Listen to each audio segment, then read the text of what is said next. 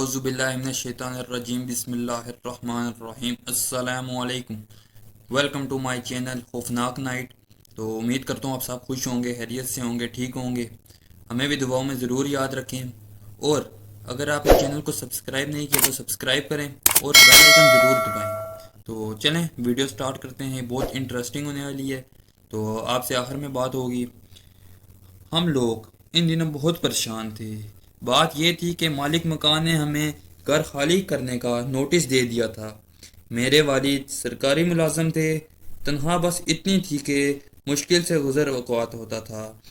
میں ابھی زیر تعلیم تھا، مجھ سے دو چھوٹی بہنیں تھیں، وہ بھی ابھی اسکول پڑھ رہی تھی، لہٰذا آمدنی کا کوئی دوسرا وسیلہ نہ تھا۔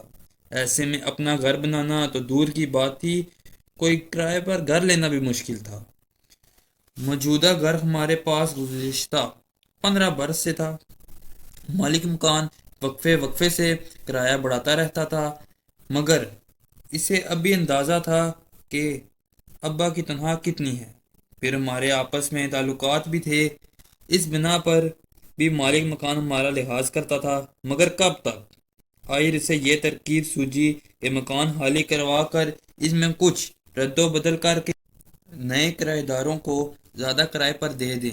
دوسرا فائدہ اسے یہ تھا کہ ایڈوانس کے معقول رقم مل جاتی، ہم سے تو اس نے کوئی رقم نہیں لی تھی۔ ابا کو بھی احساس ہو گیا تھا کہ مالک مکان کیا چاہتا ہے، اب اس پوزیشن میں نہیں تھے کہ منہ مانگا کرایہ ادا کر سکیں، تو انہوں نے بھی اس میں عافیت جانی کہ کوئی اور مکان تلاش کر لیں گے۔ جس مکان میں ہم رہ رہے تھے وہ پرانی طرز کا تھا، نقشہ بھی عام سا تھا۔ امی کو ہمیشہ یہی خواہش تھی کہ کسی خوبصورت گھر میں رہیں، مگر یہ خواہش تھی جس کا پورا ہونا ناممکن نظر آتا تھا۔ اب جو ہی مکان کی تلاش شروع ہوئی تو امی کی خواہش نے پھر سر اٹھایا۔ مجھے بڑا دکھ تھا کہ امی صبح سے شام تک ہم لوگوں کی خدمت کرتی رہتی ہیں، کبھی اچھا پہنا نہ اچھا کھایا، چھوٹی چھوٹی ناسودہ خواہشوں کے جال میں جگڑی گئی۔ وہ اس پرانی طرز کے گھر کو بھی سجاتی سنوارتی رہتی تھی۔ آنگن کچا تھا، مگر اماں نے پانی چھڑک چھڑک کر سیمٹ جیسا بنا دیا تھا۔ دیواروں کے ساتھ ساتھ گلاب موتیاں کے پودے اور دیوار پر چنبیلی چڑھائی ہوئی تھی۔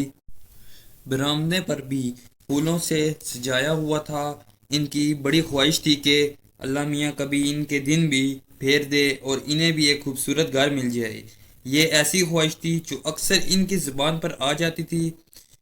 ابا ان کی اس خواہش پر چڑ جاتے اور اکثر ہی دونوں میں تلخ کلامی ہو جاتی۔ اب مالک مکان نے جب مکان خالی کروانے کا تہیہ کر ہی لیا تو ناچار ابو کو نیا گھر ڈھونڈنا پڑا۔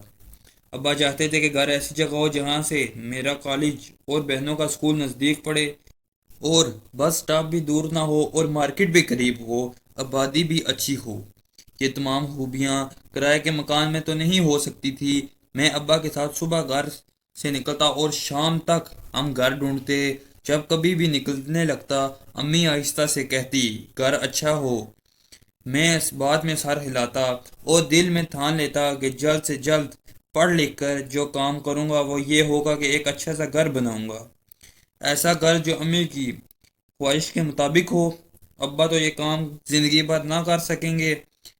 بد نصیبی سے ہم جہاں کہیں بھی گھر دیکھنے گئے، اگر گھر ابا کی خواہشوں کے مطابق ہو تو کرایہ اتنا زیادہ ہوتا کہ ہم افورڈ نہیں کر سکتے تھے، اگر کرایہ کم ہوتا تو مرغی کے ڈبے جیسا فلیٹ یا مکان ملتا، ایسا خراب کہ جس میں رہنے کا تصور بھی نہیں کر سکتا۔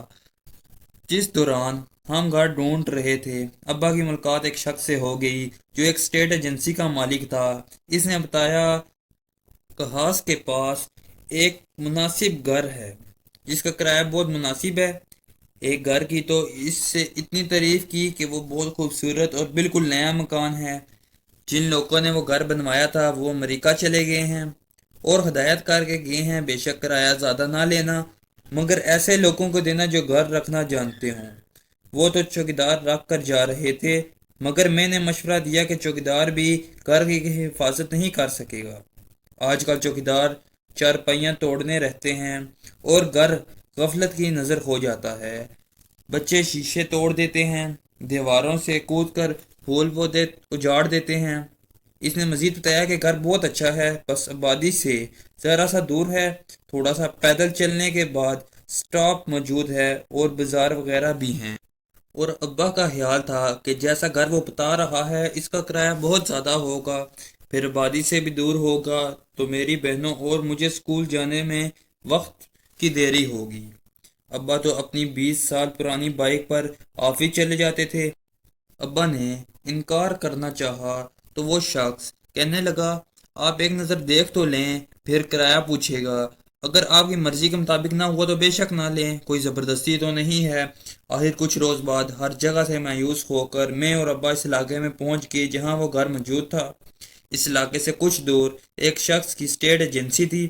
جب ہم وہاں پہنچے تو یہ دیکھ کر حیران رہ گئے کہ وہ کوئی چھوٹا موٹا گھر نہیں تھا، بلکہ بہت خوبصورت بنگلہ تھا۔ باہر یہاں سے وہاں تک لان تھا، پھول پودے تھے، مگر دیکھ بھال نہ ہونے کی وجہ سے گھاس لمبا ہو گئی تھی اور پودے تقریباً سوکھ گئے تھے۔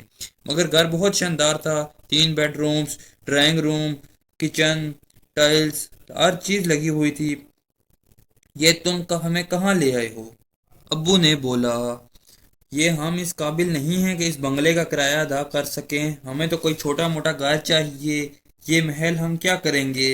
صاحب، آپ کو بتایا تو ہے کہ مالک مکان اس کے کرائے کی فکر میں نہیں ہے، وہ تو یہ چاہتے ہیں کہ اس گھر کی دیکھ بھال ہوتی رہے، ورنہ انہیں تو الٹا چوکیدار کو پیسے دے کر رکھنا پڑتا۔ آپ جتنا کرایہ اس گھر کا دے رہے ہیں جہاں آپ رہتے ہیں اتنے ہی دے دیجیے گا، میں مطمئن ہو جاؤں گا۔ میں نے گھر کسی شریف آدمی کے حوالے کیا ہے۔ کیا مطلب؟ ابو بولے، میں تو اس مکان کے صرف 1500 دیتا ہوں۔ ابا نے چھپتی ہوئی نگاہوں سے اسے دیکھا۔ 1500؟ وہ آدمی ذرا چپ ہو گیا۔ اچھا، یہ بتائیں کہ آپ لوگ گھر کے دیکھ بھال کریں گے؟ بعض لوگ گھر کا ستیہ ناش کر دیتے ہیں۔ دراصل اصل میں مجھے میرے دوست نے بتایا تھا کہ آپ کے وائف نے گھر بہت اچھا رکھا ہوا ہے۔ اس شخص نے ابا کے ایسے دوست کا حوالہ دیا جو اتفاق سے اس کا بھی دوست تھا، اور اسی نے اس شخص کی ملاقات کروائی تھی۔ ٹھیک ہے ابا، گھر اچھا ہے، امی تو کتنا خیال رکھتی ہیں گھر کا۔ میں نے فوراً حامی بھر لی، شام کو امی کو لے آئیں گے، وہ گھر دیکھ کر خوش ہو جائیں گی۔ میں بائک پر فرخ اور صبا کو سٹاپ تک چھوڑ دوں گا، میرے لیے تو سٹاپ زیادہ دور نہیں ہے۔ یہ کہانی دراصل تھوڑی بڑی ہے، تو ہم نیکسٹ پارٹ میں انشاءاللہ کمپلیٹ کر دیں گے۔ اس ویڈیو کو آپ لائک سبسکرائب ضرور کریں تاکہ آپ کو اگلا پارٹ آنے کو مل سکے۔ اپنا خیال رکھیں۔ اوکے، اللہ حافظ۔